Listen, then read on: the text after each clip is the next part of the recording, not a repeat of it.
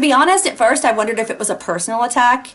I guess it was my ego. Like, why? Why is he messing with me? What did I do? And then I realized, no, he's just that strong, and I don't even think it's personal.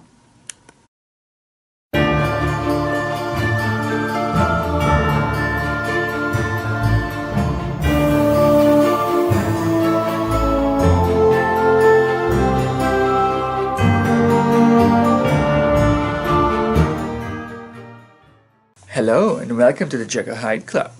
We are Morticia, Gomez, and Slappy. If you're new, do subscribe and check out our other spooky videos, other paranormal and weird stuff, plus our general spooky reviews of the cool things we buy and all kinds of fun stuff. We have playlists for your viewing enjoyment. Today I wanted to talk about my Robert the Doll experience.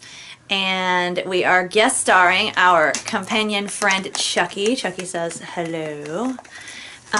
Because Robert the Doll, if you guys don't know who he is the reason for Chucky in a sense. My buddy was the doll itself that Chucky was based on. And then there was a girl version called Kid Sister.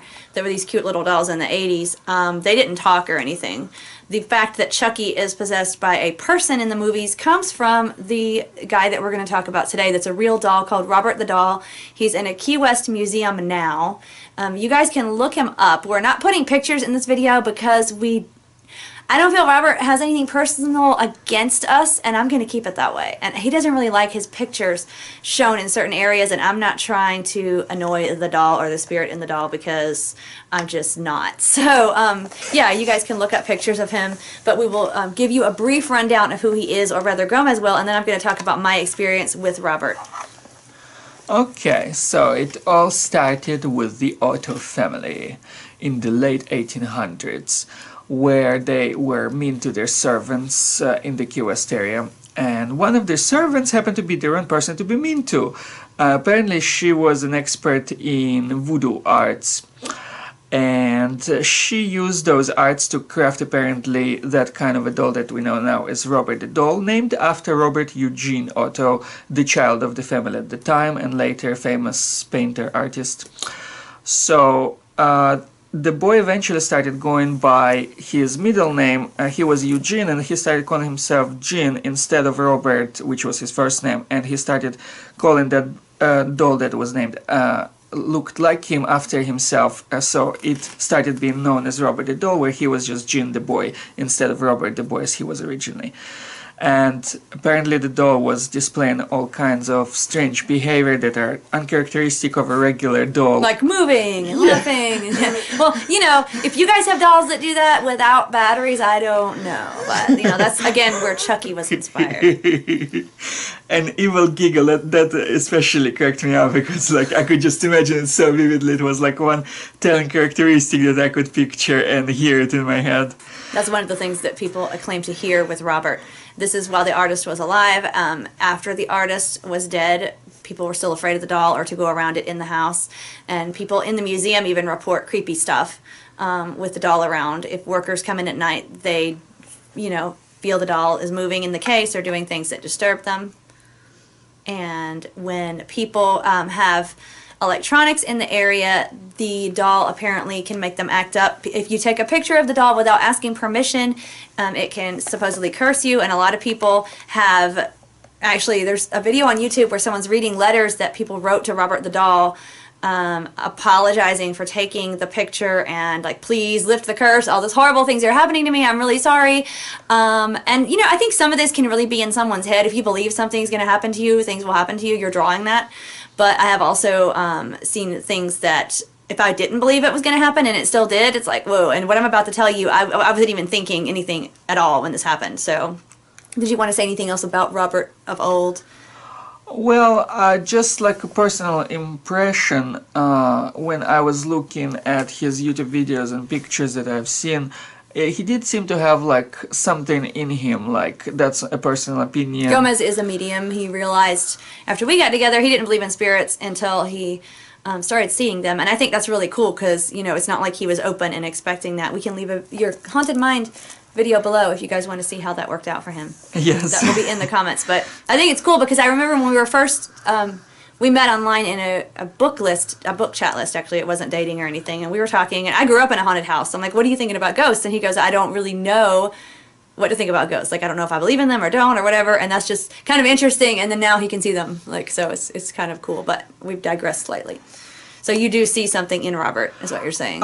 Yes, and I don't feel it's evil like some people already commented on YouTube. I agree with them that he is not malicious. He just wants what he wants and maybe like to be treated with respect, but otherwise he is not malicious. So definitely no dark demonic energy there or anything like that, or like murderous spirits or anything. So I think he is pretty peaceful if he is satisfied with what he gets. Yeah, but don't tick him off. Yeah. And I know he's particular about how pictures are put of him and where, so we did not insert a picture, but you guys can feel free to look him up. You know, I don't think anything's wrong with looking at pictures already taken, but yeah. So I'm not doing that. But we have Chucky and Slappy here, and they're good to look at, right? Yay. And Chucky, again, was the inspiration. Robert the doll, the real Robert the doll, was the inspiration for Chucky, because since the hoodoo chick made him, they're saying that, you know, he had maybe a spirit in him or something. And, of course, Chucky has the spirit of a serial killer. Charles Ray. Yeah. Which rhymes with Chucky. Oh. Yeah. Okay, so to my Robert the Doll experience. I was listening to Coast last year, not intentionally. I think Coast to Coast, I have friends that really love this radio station program, not station, but program. It goes from coast to coast, so it's everywhere. But to me, I am very, I believe in magic, I believe in the paranormal. I have experienced some stuff that I wouldn't believe if someone else had told me, and it's very uncanny to say that. Like I said, I grew up in a haunted house, but I'm still very skeptical, and there's a lot of crackpots out there. Just because something is real doesn't mean everybody who claims to have had experiences is genuine or isn't crazy, or, you know, I mean, you all know this. I'm not saying anything new. But to me, a lot of the things on Coast to Coast are just hokey, crackpots. They're out there. They're on a limb out there somewhere that I don't even know if it reaches left or right field. You know, people go, it's way out there in left field. I don't even know where some of the Coast to Coast stuff is. So I'm very, like, I'm not really a fan. If you guys like it, more power to you. But most of the stuff I hear on there just makes me roll my eyes and turn the radio station. But I was actually just flipping through looking for music to listen to, and I heard something about a doll. And, of course, since I'm terrified of dolls, I had to stop and listen. Okay, Robert the Doll.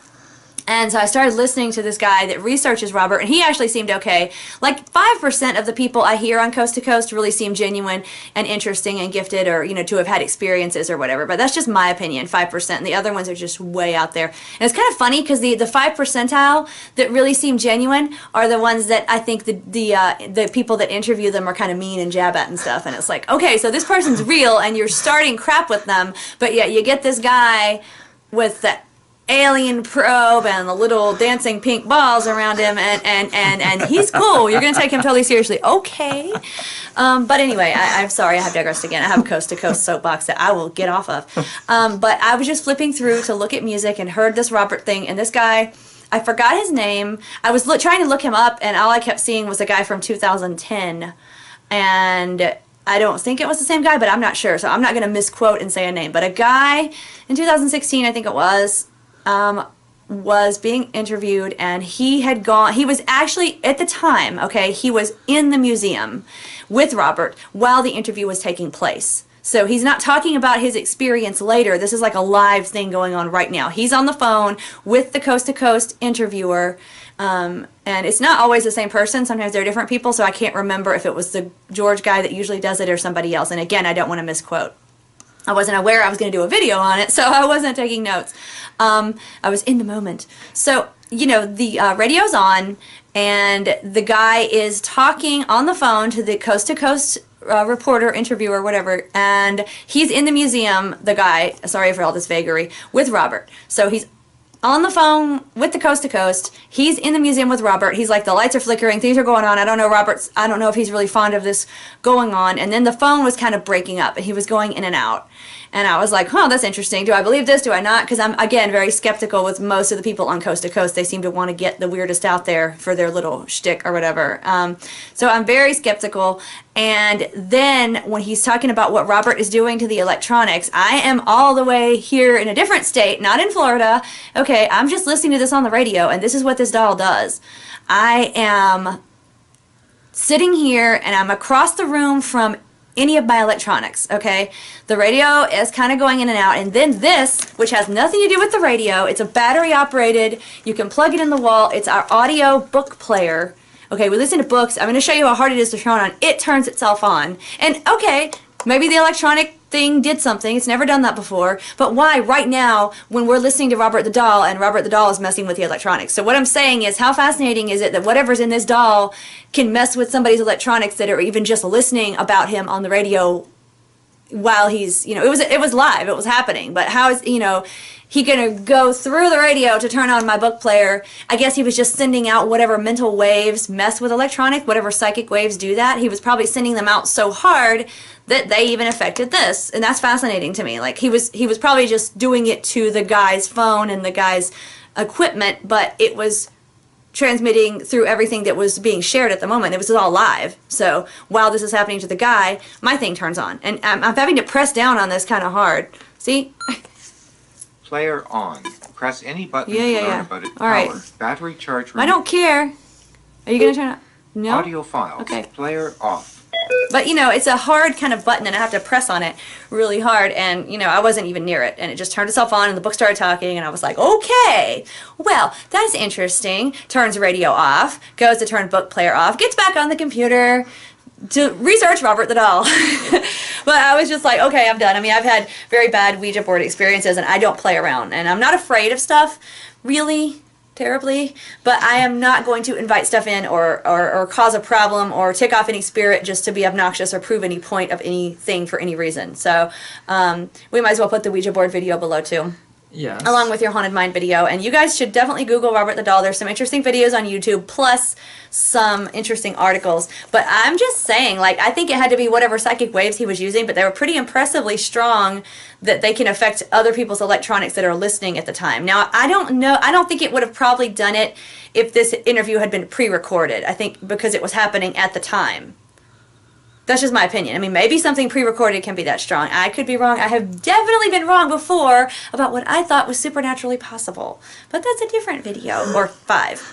So, I don't know. Gomez, do you have any other thoughts?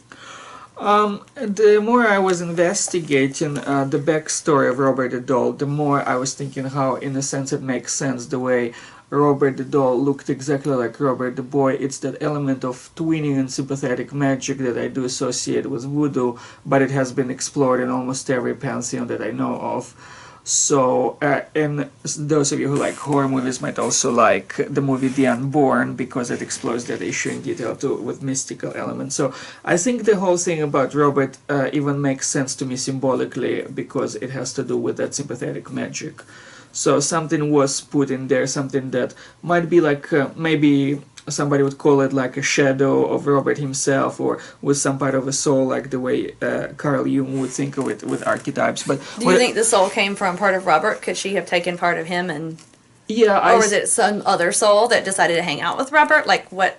I think, Robert the child, I mean. Yeah, I think maybe they were sort of related. I think maybe she combined parts. That might be some of the way to make it alive, where it's part of Robert's own reflection, part of somebody else who agreed to journey in that body as well, or what maybe was forced into it to a degree. So I think maybe it seems to me like a synthetic approach of a sort, one that gives, like one element that gives it life, and the other one that makes it what it is.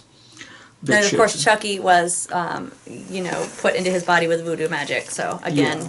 that's the similarity. But I mean, you know, it was just like that player just flipped itself on, and it's like, okay, that's not even the radio. That's not even it's electronic, but it's not like to the point of like a computer mouse. I have to press it hard. Sometimes I have to press it 3 or 4 times to get it to turn on. And if the electricity gets turned off and on, but if it's in the wall, it will flip itself on. But my electricity did not waver. My lights were on. Everything was fine. And the radio and my book player were acting up, and I was like, okay, that's real interesting. And it was right when the guy's thing was doing it, and this wasn't like me, because I did not believe. I'm very skeptical of most people, again, on Coast to Coast. I was just kind of like, I'll give this a second. I wasn't thinking anything. I wasn't thinking, do I not think? I was just kind of listening to decide. It was just, I just turned it on for like 60 seconds. So, you know, I was not influencing anything with my thoughts, and that was just really impressive, because like I don't know if I believed that was possible until it happened. So I was like, dude, his psychic waves are so strong, it's messing with not only this guy's electronics, but the electronics of everyone listening to him. So yeah, that was fascinating. Anything else? Well, just a final word of advice, I guess. Even when you don't think somebody is evil, you should still treat them with caution. Yeah, I don't think he's evil. I think he's cool. I think if we hung out and sat down and offered him some pizza and, you know, whatever, like maybe he could eat the energetic energy of the pizza. Yeah. Like, I would be cool with him, but I would not do anything that I wasn't sure if he wanted. Like, I'd be like, dude, you're awesome. You're cool. No pictures, no videos, no camera here, you know, because I'm not trying to upset him. And I think a lot of people want to do it just to prove a point or to live on the edge, and I think it's stupid, and I just think, why, right? Yeah. Just why? Why? And it doesn't mean you're afraid, it just means you're smart and cautious, and it's better to be safe than cursed, right? Yeah. So, I mean, I'm down. Robert's cool. Check him out. Don't mess with him. And until next time, Stay spooky, my friends.